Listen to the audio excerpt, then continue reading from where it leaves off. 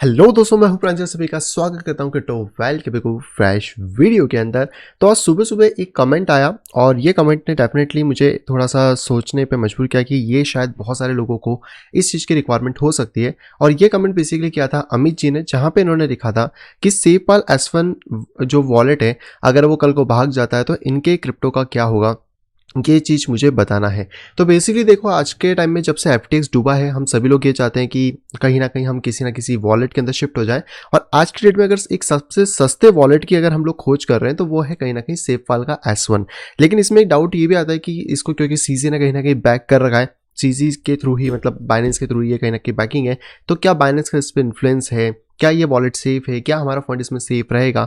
क्या ये वॉलेट हमें लेना चाहिए या फिर हम लोगों को लेजर के ऊपर यहाँ पे जाना चाहिए?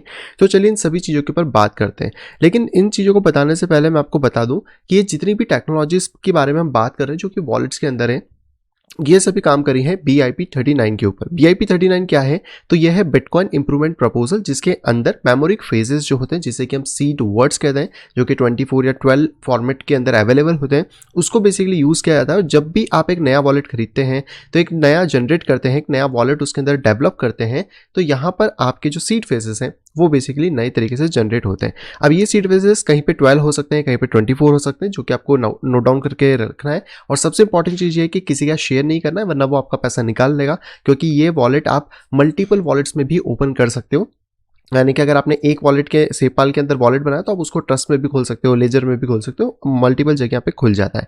तो ये चीज़ ध्यान रखिए कि जितने भी वॉलेट्स यहाँ पे 12 से 24 फेजेस यहाँ पे बना रहे हैं वो कहीं ना कहीं BIP39 को सपोर्ट करते हैं। जैसे कि अगर आप इस लिस्ट के अंदर बात करोगे तो यहाँ पर है ट्रेजर, लेजर, की वॉलेट, कोल्ड, ये सभी BIP39 को सपोर्ट करते हैं। सॉफ्टवेयर वॉलेट्स में बात करें तो एक्सोडस, MyCLM, सोमोस, कॉइनेमी, ब्लू वॉलेट, विस्पी, फोनेक्स एंड ट्रस्ट वॉलेट भी इसको यहाँ पे सपोर्ट करता है। हालांकि ये आर्टिकल थोड़ा पुराना होगा, लेकिन आपको एक आइडिया यहाँ पे लग गया होगा कि बेसिकली मेमोरिक फेजेस ही यहाँ पर होते हैं। अब क्वेश्चन आता है कि अगर कल को ये भग जाते हैं तो इसका क्या फायदा है, पूरी टेक्नोलॉजी यहाँ पे क्या करती है? तो अगर हम इस टेक्नोलॉजी के बारे में बात करें कि आखिरकार ये वर्क कैसे करती है, तो देखिए, आपने कोई सा भी वॉलेट यहाँ पे खरीदा हो, चाहे ये सेवपाल का वॉलेट हो या लेजर हो या कोई सा भी वॉलेट हो, क्योंकि बहुत सारे देखो अलग अलग वॉलेट्स आते हैं, आप कोई सा भी ले सकते हो। अगर ये वॉलेट आपका BIP39 या 44 जो भी अलग अलग फॉर्मेशंस आते हैं जो कि बिटकॉइन के इंप्रूवमेंट प्रपोजल्स हैं, इनको सपोर्ट करता है, तो इसके अंदर आपको 12 से लेकर 24 सीड वर्ड्स देखने को मिलते हैं। आप इनको यहाँ पे सीड वर्ड्स भी कह सकते हो, आप इनको यहाँ पे मेमोरिक फेजेस भी कह सकते हो, जैसे कि मैंने बताया। अब ये जो भी आपका वॉलेट है, जो भी आपका एक हार्डवेयर वॉलेट आपको यहाँ पे देखने को मिल जाता है, H वॉलेट में इसको नाम दे देता हूँ। बेसिकली ये आपका सिर्फ एक इंटरफेस है जिसके थ्रू आप कनेक्ट किससे होते हो? आप कनेक्ट होते हो ब्लॉकचेन से। देखो, आपका जो फंड होता है ना, वो कभी भी इन वॉलेट्स के अंदर स्टोर नहीं होता है। ये वॉलेट जस्ट आपको इंटरेक्ट करते हैं। मतलब इसको आप ऐसा समझो कि आपके पास एक फेसबुक अकाउंट है, ओके? तो फेसबुक अकाउंट को आप जिस चीज़ से एक्सेस कर रहे हो वो तो सिर्फ एक एप्लीकेशन है जो कि आपके मोबाइल के अंदर है, लेकिन फेसबुक का जो सर्वर है हो सकता है वो USA के अंदर रखा हुआ है। तो वहाँ पे आपका सारा डेटा स्टोर है। आप कौन हो, आपकी एज क्या है, आपने कितनी पोस्ट करी है, कितनी फोटोज है, ईच एंड एवरीथिंग, और ये सभी एप्लीकेशन के। लेकिन आप उस सर्वर को एक्सेस कैसे कर पा रहे हो? ये सर्वर तो USA के अंदर है ना, आप उसको एक्सेस कर पा रहे हो इस वाले फेसबुक के एप्लीकेशन के थ्रू। अब फेसबुक का तो कोई ऐसा हार्डवेयर वॉलेट नहीं है या कोई एप्लीकेशन नहीं जिसको आपको लगाना पड़ेगा, लेकिन ये ऐप आप कहाँ पे चला रहे हो? ये ऐप आप चला रहे हो अपने स्मार्टफोन के ऊपर। तो स्मार्टफोन आप इसको कह सकते हो, स्मार्टफोन के ऊपर इसको रन कर रहे हो। सेम तरीके से हार्डवेयर वॉलेट जो है वो आपके स्मार्टफोन समझ लो, इसके अंदर जो सॉफ्टवेयर्स होते हैं, जैसे मान लो बिटकॉइन का सॉफ्टवेयर हो गया, इथेरियम का सॉफ्टवेयर हो गया, और जो भी सॉफ्टवेयर्स हैं ये सारे आपकी एप्लीकेशन है। और ये सारी एप्लीकेशन आपको किससे कनेक्ट करती है? ये करती है उनकी पर्टिकुलर ब्लॉकचेन से। तो ये तरीका होता है जहाँ पे कि जब भी आप अपना फंड डिपॉजिट करते हो हार्डवेयर वॉलेट्स में, तो वो ना वॉलेट में नहीं होता है, वो होता है सीधे ब्लॉकचेन के ऊपर। तो अगर आपको लग रहा है कि कल को ये भाग गया तो क्या होगा, तो इसका एग्जांपल मैं आपको फिर से फेसबुक से देता हूं। देखो, फेसबुक का सर्वर USA में, अब मान लो फेसबुक कंपनी का एप्लीकेशन जो वर्जन 1 था ये बंद हो गया किसी कारण से, तो फेसबुक कंपनी ने इसका वर्जन 2 लॉन्च करा। तो वर्जन 2 जब लॉन्च किया तो उसको फिर से सर्वर से रिकनेक्ट कर दिया, तो आपका जो डेटा यहाँ था वो सारा कहाँ पे आ गया?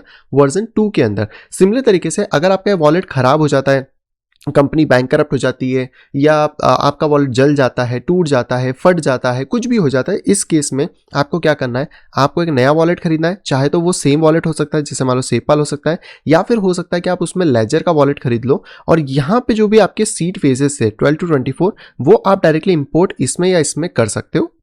और ये करने से आपका जितना भी फंड है वो सारा की सारा वापस इन वॉलेट्स के अंदर आ जाएगा। क्यों आ जाएगा? क्योंकि आपका फंड ब्लॉकचेन के ऊपर रखा हुआ है, ना कि किसी वॉलेट के अंदर।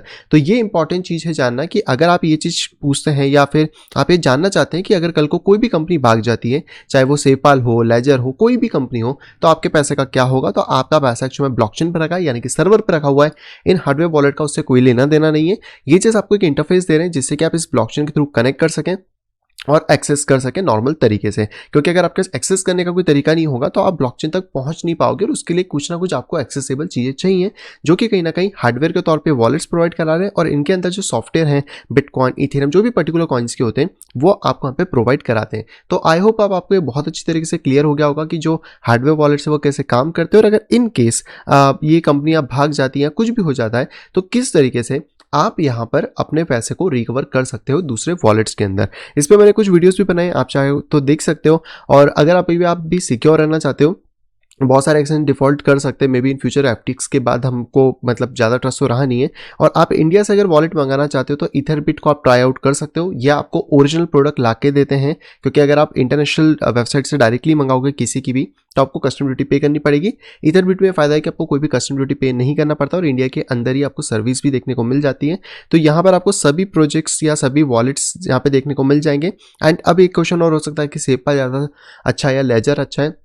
तो देखो, मैं कहूँगा Ledger is the best. Ledger बहुत पुरानी कंपनी है, लेजर बेस्ट है, ट्रेजर बेस्ट है।